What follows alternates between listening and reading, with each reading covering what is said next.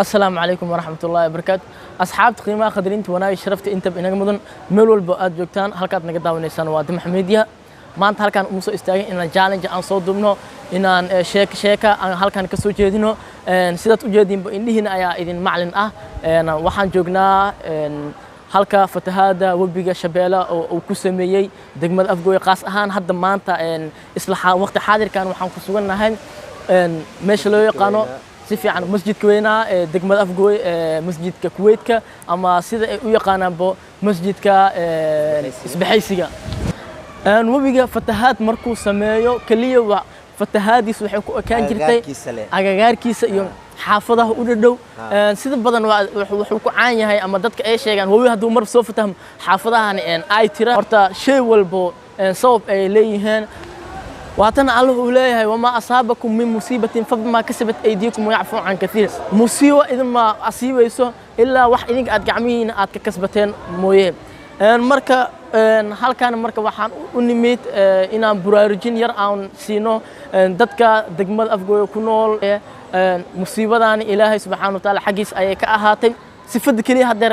aan ugu bixi karin ayaa waxay tahay in Allah subhanahu wa ta'ala aan u laawano aan toobad aan u dadagno sidoo kale anaga hadeer halkan soo istaagay inaan hadeer numberkeen inaan idin soo bandhigno oo hadeer maanta aan idin dhahno numberkan lacag ku soo shubo numberkan inaga la soo xiriira midaas oo idil anaga halkan soo istaagay kaliya halkan waxaan weydiisanayo waa ilaahay subhanahu wa ta'ala Allah subhanahu wa ta'ala ayaan wax weydiisanaynaa inuu musiibadaani inuu inaga dulqaado waatan alla uu leeyahay ud'uuni astajib lakum ibarya aan idinka ajiibe marka walaalayaal ilaahay aan barino aadan aan barinayna ma jirto dad hadeer aan dheheyno inuu bin aadan siisa baahi badan bitaw ku ganaca si fiican Allah subhanahu wa ta'ala jecel yahay ilaa aan walaawano ilaa aan toobad keeno waay waxaan asaan oo keenay asaan maanta naga qaadi karo si fiican marka maanta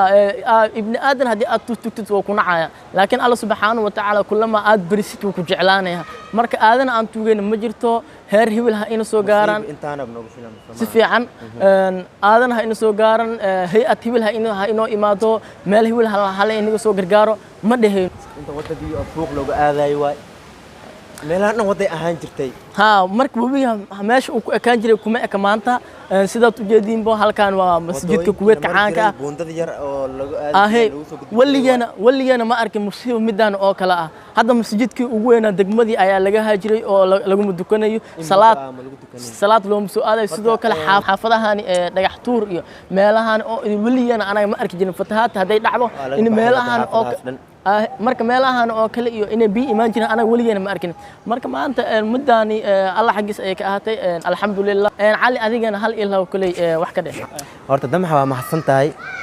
halkan horta soo istaagay in maanta views aan raadino am subscribe aan raadino halkan waxaan soo istaagnay idinka baa u jeedaan indhihiina idin macallin asama marka kulay ud'uuni astajib lakum ilaah aan u laawano barya ilaaha nagu leh ilaah aan weydiisano توبت إله أن توبت كأنه الله هنا سبحانه وتعالى ما أنت بن آدم إن ما أنت أن دهنو نصو قرمو أم نو إما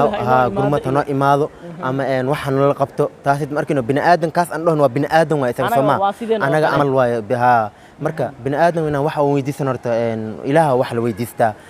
الله كومي كون كان كوكاني بري نقول ربو إن ويديسنو مصيبة أن أتجدان إله نو كاني إله naga qaadi karo marka ilaaha aan weydiisano musiibadan Allah xaqiis ay ka imaaday aadana ma keenin sax waay marka sidaas daraadeed Allah subhanahu wa ta'ala oo keenay ayaan hadana ka baryaynaa inuu naga dul qaado insha Allah